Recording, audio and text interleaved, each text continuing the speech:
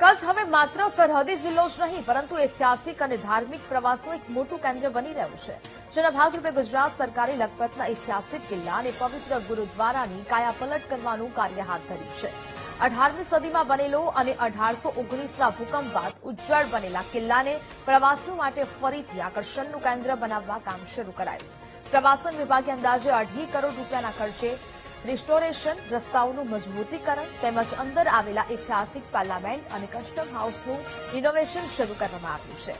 બીજી તરફ ગુરુ નાનક દેવજીની પવિત્ર સ્મૃતિઓ ધરાવતા ગુરુદ્વારાના આધુનિકીકરણ અને યાત્રાળુઓની સુવિધા માટે સરકારે વધુ 5 કરોડ રૂપિયાની ફાળવણી કરી। કરોડો રૂપિયાના ખર્ચે થઈ રહેલા વિકાસ કામોને કારણે આગામી દિવસોમાં લખપત ધાર્મિક અને ઐતિહાસિક પ્રવાસન નકશા પર એક નવું અને મજબૂત સ્થાન મેળવશે।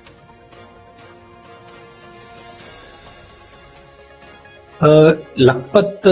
ગુરુદ્વારા સાહેબની જે વાત કરીએ તો રાજ્ય સરકાર દ્વારા 5 કરોડની માતબર રકમની જે ટુરિઝમના હિસાબે અહીંયા ગ્રાન્ટ આપવામાં આવેલી, એના હિસાબે અહીંયા સત્સંગ હોલ,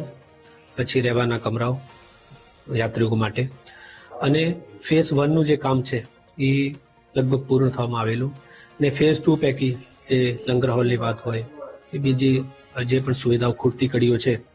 ઘણી બધી પૂરી થઈ ગયેલી છે અને ઘણી બધી અમારી માંગણીઓ છે સરકારશ્રી પાસે, તો એમને આશ્વાસન આપેલું છે કે સમય ઉપર એ પણ પૂર્ણતા થશે।